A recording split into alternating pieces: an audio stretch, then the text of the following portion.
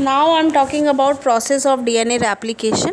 Replication is an energy expensive process in which deoxyribonucleotide triphosphates serve the dual purpose such as acting as a substrate and providing energy from two terminal phosphates.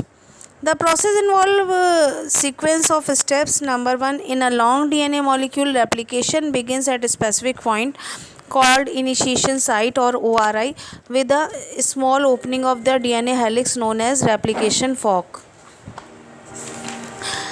After the separation of DNA strand, the enzyme helicase unwind and pulls them apart. The tension created is released by topoisomerase, thus helping in the separation of DNA helix. तो DNA replication काफ़ी energy expensive process में बहुत energy लगती है, जिसमें deoxy ribonucleoside triphosphate के दो काम होते हैं। एक तो ये सबस्ट्रेट की तरह रॉ मटेरियल की तरह काम करता है और एनर्जी भी प्रोवाइड करता है। तो इस प्रोसेस में कई स्टेप होते हैं। एक लॉन्ग डीएनए मॉलिक्यूल जो है रेप्लिकेशन करता है किसी स्पेसिफिक पॉइंट से, उस जगह को जहाँ से रेप्लिकेशन स्टार्ट होता है उसे इनिशिएशन साइट या ओआरआई कहते हैं, और उसमें एक स्मॉल ओपनिंग हो जाती है डीएनए हेलिक्स में, जिसको रेप्लिकेशन फॉर्क बोलते हैं। After the separation of DNA strand, the enzyme helicase unwind and pull them apart. Tension created is released by topoisomerase, thus helping in separation of DNA helix. तो DNA के जो दोनों strand हैं, helicase enzyme उनको खोल देता है और दूर दूर कर देता है, और टोपोआइसोमरेज एंजाइम भी इसमें हेल्प करता है डीएनए के हेलिक्स को सेपरेट होने में. Formation of DNA primer is essential for synthesis of new complementary strand, as the main enzyme DNA polymerase cannot initiate DNA synthesis on its own, but polymerase the DNTP on RNA primers. तो DNA में आगे की तरफ एक oligonucleotide sequence लगती है, छोटा सा कोडिंग लगती है, उसे हम प्राइमर कहते हैं. ये बहुत ज़रूरी है नया कम्प्लीमेंट्री स्ट्रैंड बनाने के लिए, और इसमें डीएनए इसलिए ऐसा है क्योंकि डीएनए पॉलीमरेज एंजाइम जो है वो डीएनए की सिंथेसिस को शुरू नहीं कर सकता, इनिशिएटिव नहीं ले सकता है.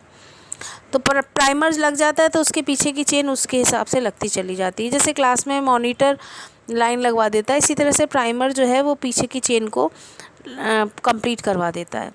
DNA dependent DNA polymerase catalyze polymerization only in one direction, that is 5' to 3'. This bring additional complication at the replication fork. तो DNA dependent DNA polymerase catalyse करता है पॉलीमराइजेशन को, लेकिन एक ही डायरेक्शन में करता है, 5' एंड से 3' एंड की तरफ. On one strand template with polarity 3' to 5', 5' replication is continuous. This strand is called leading strand, while on the other strand, that is 5' to 3' strand, replication is discontinuous. The short segment of replication DNA are Okazaki segments, which are later joined by an enzyme called DNA ligase. The strand thus formed is called the lagging strand. तो एक one strand जिसमें template की polarity 3' से 5' replication होती है वो continuous होता है. इस स्ट्रैंड को हम लीडिंग स्ट्रैंड कहते हैं, जबकि जो दूसरा स्ट्रैंड है 5' से 3' स्ट्रैंड का, उसमें रेप्लिकेशन डिसकंटिन्यूस होता है. जो शॉर्ट सेगमेंट है रेप्लिकेटेड डीएनए का, उसको हम ओकाज़ाकी फ्रैगमेंट कहते हैं. ये पीसेस में होते हैं, एक साथ नहीं जोड़ते हैं. बाद में इनको लाइगेज एंजाइम द्वारा जोड़कर पूरी एक कंप्लीट स्ट्रैंड बना दिया जाता है. तो ये स्ट्रैंड जो बनता है इस तरीके से, उसे हम लैगिंग स्ट्रैंड कहते हैं. RNA primer are later removed from 5' end by 5' to 3' exonuclease activity of DNA polymerase. Later the accuracy of specific base pairing is checked and mismatched pairs are replaced with correct ones by proofreading activity of DNA polymerase.